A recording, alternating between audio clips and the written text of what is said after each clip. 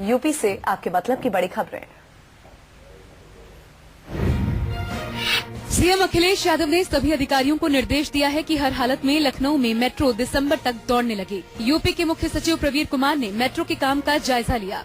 मुख्य सचिव ने मेट्रो के कास्टिंग यार्ड, डिपो ट्रांसपोर्ट, नगर स्टेशन में निर्माण के काम को देखा। इसके बाद मुख्य सचिव ने काम में और तेजी लाने के निर्देश दिए। स्टेशनों पर बनने वाली लिफ्ट और एस्केलेटर के बारे में भी पूरी जानकारी ली।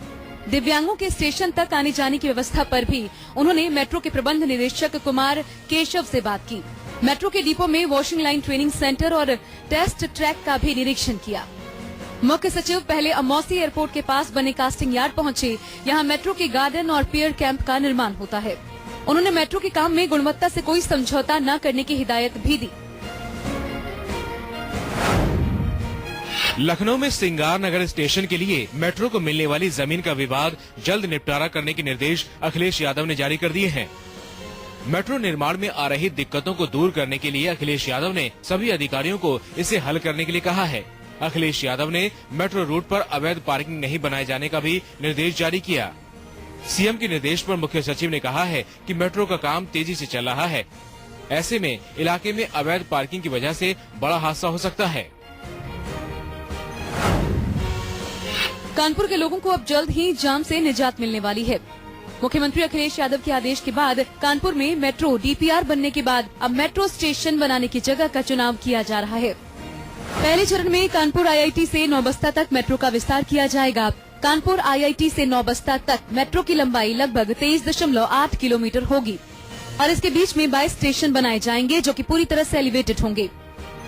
दूसरे चरण में चंद्रशेखर कृषि विश्वविद्यालय से बर्रा तक मेट्रो चलाई जाएगी जिसकी लंबाई करीब 8 किलोमीटर होगी और इनके बीच 9 स्टेशन बनाए जाएंगे।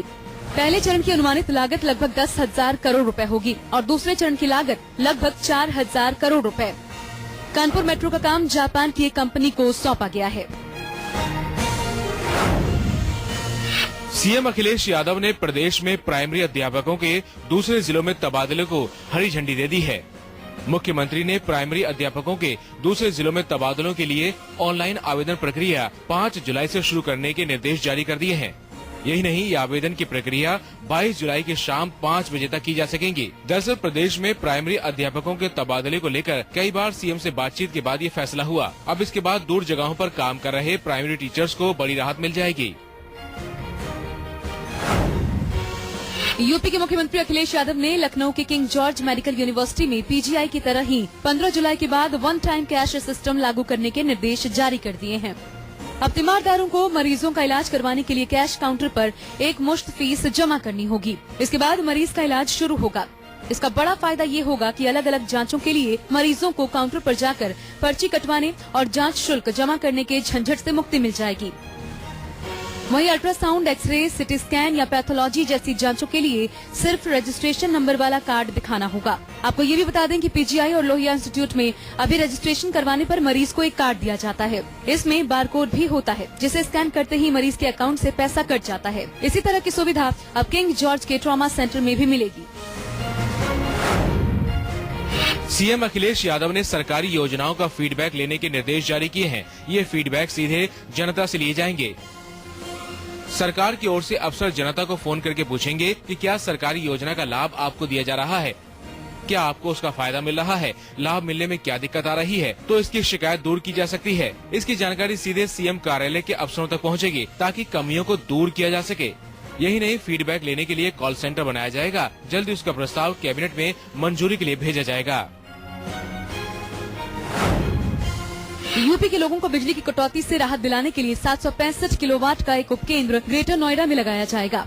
इसके अलावा आगरा, मैनपुरी, हापुड़ में 765 किलोवाट उपकेंद्रों को अगले साल मार्च में हर हाल में लगा दिया जाएगा। इसके अलावा इलाहाबाद, गाजियाबाद, अलीगढ़ और बुलंदशहर में भी 400 किलोवाट और मथुरा, आगरा, बिजनौर, इलाहाबाद, लखनऊ, बांदा, गौतम बुद्ध नगर में भी 400 किलोवाट के अधूरे पड़े काम को पूरा कर लिया जाएगा।